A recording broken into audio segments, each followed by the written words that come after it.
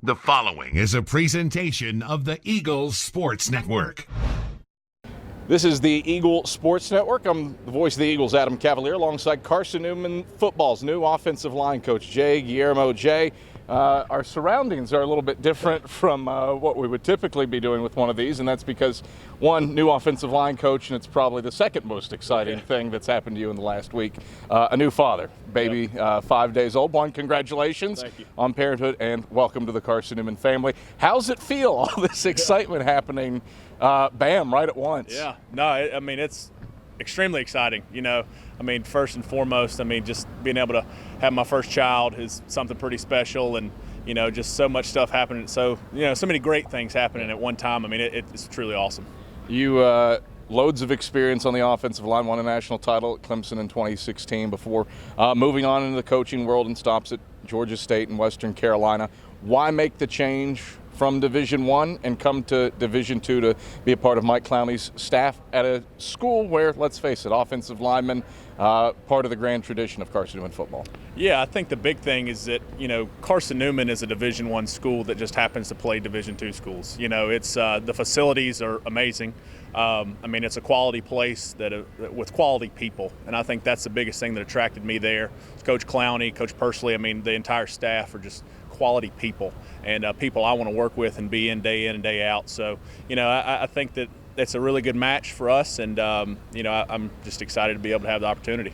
What was your experience with Carson-Newman growing up playing high school ball in the area? Yeah, so I actually played the Tennessee East-West game, played in that in 2011 at Carson-Newman, and so I've got experience just, you know, we use the facilities, and so whenever, you know, I first got the call about coming to interview, I was like, man, that, you know, I wonder if they're still the same, and, you know, I went for the interview, and I was like, wow, they're even better, which is amazing. So, I mean, you know, that just being able to know, and also, I mean, it's a storied program, you know, lots of national championships. I mean, there's a winning culture there, and, you know, I'm once again, you know, something that I want to be a part of and people I want to be around. It's been a split back veer option team for the better part of 4 decades, and under Mike Clowney and Brock Pursley, there will be elements of the split back veer option, but broaden it to a multiple veer option attack. How do you coach that on the offensive line? Well, I think it's all a mentality. It's what it comes down to, and obviously offensive linemen have to have the finisher's mentality, as I always say, but even more so. I mean, everything's getting upfield, everything's getting a push up front. I mean, everything starts with the offensive line, but especially in this kind of system, and it's something that I'm very, very eager to learn. So, you know, I think that's one of the biggest things. As the offensive line goes, the entire team goes. This was a team that graduated, and again, weird because of COVID and the nature of things for the last 16 months, but it's a team that has to replace an All-American and Phil McNowell up front, loses a 40-plus game starter in Jordan Seal. There's not a lot of returning starting experience with the exception of 118 plays against UVA-wise from the spring. Fresh clay. What are the benefits and the challenges to working with that as a first-year coach? Yeah, well, I think the biggest thing is just getting guys comfortable on game day. And that all comes through practice. That comes through pushing guys in practice and stressing them during practice to where the games are easy.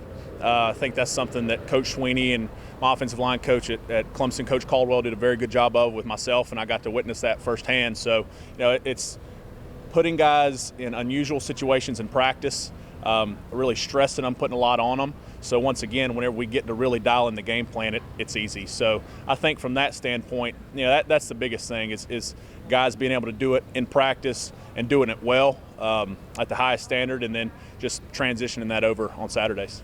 10 games, hopefully more if you make a playoff run with growth. What would you like the hallmark to your offensive line to be?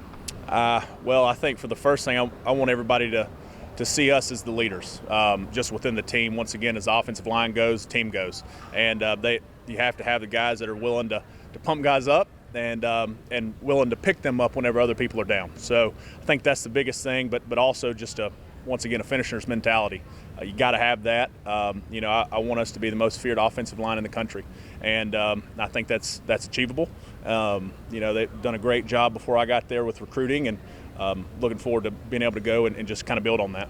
Jay, thanks for the time. Congrats on the new gig, but also congrats on fatherhood. Thank you so much. That's Carson-Newman's new offensive line coach, Jay Guillermo. I'm the voice of the Eagles, Adam Cavalier, and this is the Eagles Sports Network.